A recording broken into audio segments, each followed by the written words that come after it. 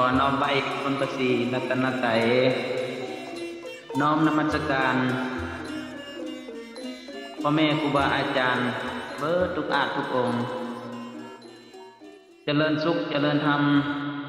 ศรัทธาออกตนญาติโยมผู้ฟังทั้งหลายมื้อนี้ขน้อยสิได้มาเทศในเรื่องของพระเวสสันดรต่อจากเมื่อวานนี้อยู่ในกันที่6สุวกันกุลพลมี35พระคาถาถ้าผิดพลาดประการใดก็ขอโทษขออภัยนำท่านผู้ชมผู้ฟังทั้งหลาย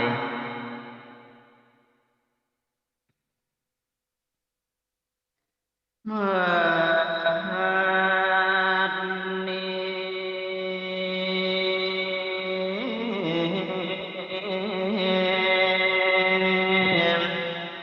จงสันดาบหาพรธรรมภาคเกษเสียงเป็นสำเนียงภาคสำนวนเสียงแหลสาธุเปป่าพันเพิ่มโดยพิมพ์ผ้าพญาเอกสันสิคัดเลือกเป็นเอามาเทศเสียงผัวยังฟักต้นเนืองมหาศาสตร์กันที่ห้องจนลาพ้นที่โยนูเจตนาจากก่อนกล่าวถึงตอนฟังมนุษย์เขาปานาเขาดันป้าตามมาค้าเพื่อนบ้านสันทานห้องของเธอไปหอดเปิมเมืองกวางสีพินาคาเอกความถึงบนพระเวทยานป่านั่งไม่ระวังใดคือก่อนดีแน่ก็ไม่เข้าปาดน้ำบ่สงสารพวกขอถามสู้ภูกสถานดินบ้านเขาลำคาญสิรุ่งขามผักมานากระใจตั้งขาสวงข้างเดียวเที่ยวไม่นันบนไปเหล่ากามาคิดใจไพ่มากกันเป็นโยมทางไก่พอกสมอันเทียดโยมเศร้าบานหมอแก่การต้องทรงผ้าสีฟ้าขาวที่เที่ยวทององค์เพศไพ่บ่ต้องหักพ้องผ้าดังสีกิจแต่พอเพียงเท่านี้ก็ถือเพศที่พามยาวทำหาหนทางบนสิไปให้ดาวข้าวนั้นกุ้มใจทอนทำเขากะบอกที่เปลี่ยนพอกำเก้ากี้สองลานั้นจอมจูจางแม่นตัวมาดมวงแล้วลุกดันไปพานอมเติมเข้าหอมบ่อนายพันเขตสถานห่วงห้ามเจตาพามบ่หวนหูว่าศัตรูที่ลาดกันไปเจอมาได้พันโฮมเท่าความกุมสังขายมีแต่ตัวหายเต็มใจพอปันเสือหัวใจเพียหมดหวังดังเก็บเปลี่ยนลมตองบางกาเสียวเจ้าห้องหวยหวดคุมเฮาอีตาพังชื่อไม่เท่าวินาวักแกงลางมาบอกฟังเสียงหัวมาหลายตัวเต้นจนเท่าคำห้องว่าหวยหวยช่วยแท้เนละกูว่ามาบักดำกับสุนนมอีกแดงจองทงลายความยันตายขึ้นต้นอ้อยขึ้นต้นอ้อยนั่นก็ปูนขึ้นต้นโซนนั่นก็หาเลื่อยปีนขึ้นต้นก็เอาไม่เท่าต่อความมาว่าสินะสินะสิ นาว่าอานิจจาพัมเท่าล้นล้านยานตันเกินไปนั่งสาบานให้วนไหวจมพูนเวียนสันดอนเอ้ยเจ้าผู้เดาอยู่พูนพระคุณแผ่ไพศาลแน่เด้อ คือถ้าจานมาถึงได้เพิ่งโพธิยเจ้าข้าน้อยเป็นคนเท่าสมควรตายย้อนไข่ฟ้าโอเดโนตายย้อนหมาใหญ่พ่อขอถอนให้พรคายนั้นถอนจังว่าในคณะขนานเจนตาบุตรดวงใหญ่มาหอดที่ได้ยินเสียงจึงไว้เปลี่ยนเสียงยิงปวงธานุตรงเองลิงใจโอ้พังเท่าไม่เอาให้หมดหมดเท่าคำกอดงาไม่เอาอกแง่ใจแจโอเดโนกูสิตายข้างแทนต้องล่วงหลอกให้มันกลัวต้องใส่หัวปัญญาคมเฮ็ดให้สมจริงแจ้งออกคำแดงหรือหัวก้อยที่ร้องคอยให้เด็ดขาดเข้าพามหอมตาดว่าไว้หูไว้เศร้าเว้ยอย่าเสียดี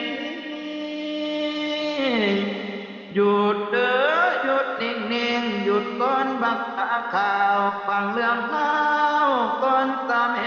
อย่าโซเนมาทางนี้เบิ่งให้ดีบักตาใบ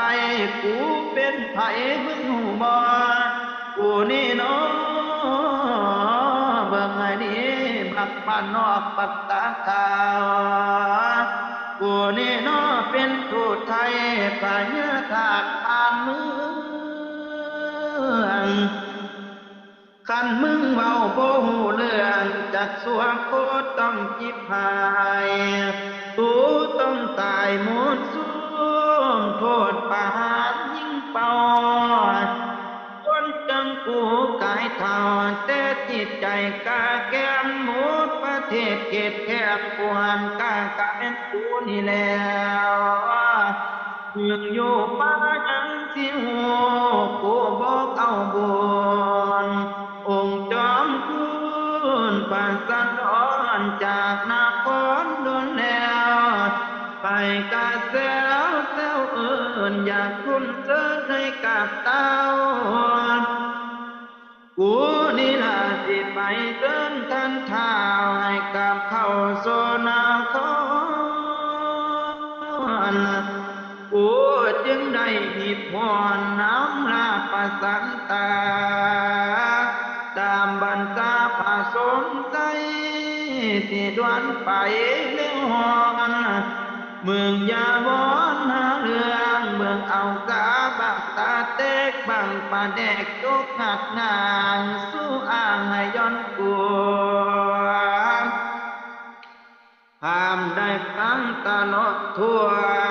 จนตัวสั่นงันงวง โลกลมพามสู้โศกสั่นสายไล่บาบ่อาภัยตาทานนานคนโดนบ่ห่วงยอมทุกข์มามาไปแล้วมาแล้วหาไม่ใกล้เกินขึ้นไปปะอาลาว่าเอินเกินมานั่งป่าใสขออาภัยที่ลานเพียรจงโพดภายเท่านี้ห้ามได้ทีก็เลยยำมือมีกับป่ามาทานกับปังสามจังที่สิ้นอภัยให้เถื่อเดียวห้ามมือเดียวเบิ่งไหนพันกลางของข้ามาบังป่าแดงเข้าพังแยกหน้าโยมพุ่มเพิ่มคักกระใจเนี่ยละน้อเพิ่นก็ให้ ว้ไพศาลทั้งตนมีเหตุผลจึงเศร้ายอมสิเอาตัวคนสาวอับจนปัญญาใจนำเนินไปที่สมมาคุณสละให้ยกโกคนโง่เป็นเมียเขาเสียงนายพานอ้อยเอาให้เน่าน้ำอีกว่าตาให้หลานได้สดใสที่เกินล้วนทางลานสิไปเที่ยวลานตัดมาถวายทานอย่างเหนือสาลาพระไทยเจ้านั้นได้สุขี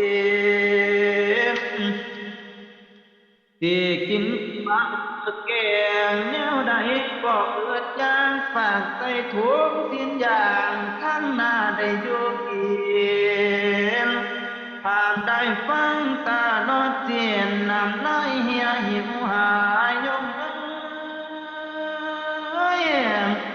ทากยันตายบัดเขาเห็นป่าเด็กของอยู่ในบางตัดสินใจบ่เน่ายานการจำเป็นต้องผ่านลาสการด่วนแท้สิมาลินอยู่จังไรจางว่าการไปหน้ามันยังหนาแสนยากล้อน้ำพัวมากกว่ามันที่ข้าบักคำทางขอให้เจ้านั้นอ่างบุญบอกท่านที่ไปบอกขอบใจที่บังนี้ก็ตาเข้านี้โอกาสปีบังหน้าข่าวกามาที่ทุลทานลาสิกาหนับใจบางบาเดเจตบุตรกัดจิ้งแจงที่บอกหนทางจนไปถึงอาจุตตาท่านพาลือสีเขาให้ไปเนาน้ำทานถามทางอีกตัวยังอยู่ไกลกะดอนลายทานด้านโด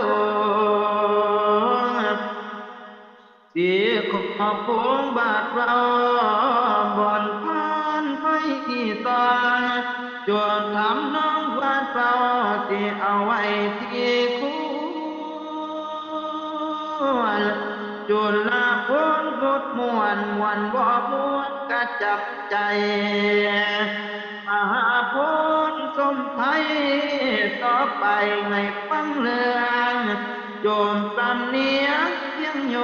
นจนละพ้นคนพานตามที่พาการพระอาจารย์อาวสานพระไฟสิลงแล้วก่อนลาโย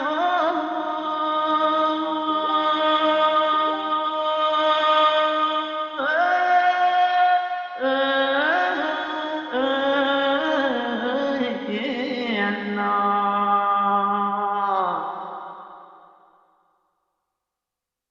เป็นจังใดน้อท่านผู้ชมผู้ฟังทั้งหลายถ้าผิดพลาดประการใดก็ขอโทษขออภัยเด้อก็อย่าลืมกดไลค์กดแชร์กดติดตามช่วยเป็นกำลังใจในเด้อขออนุโมทนาสาธุคนใดที่ประเสริฐคนใดที่ล้ำเลิศจงเกิดมีเกท่านผู้ฟังทั้งหลายขออนุโมทนาสาธุ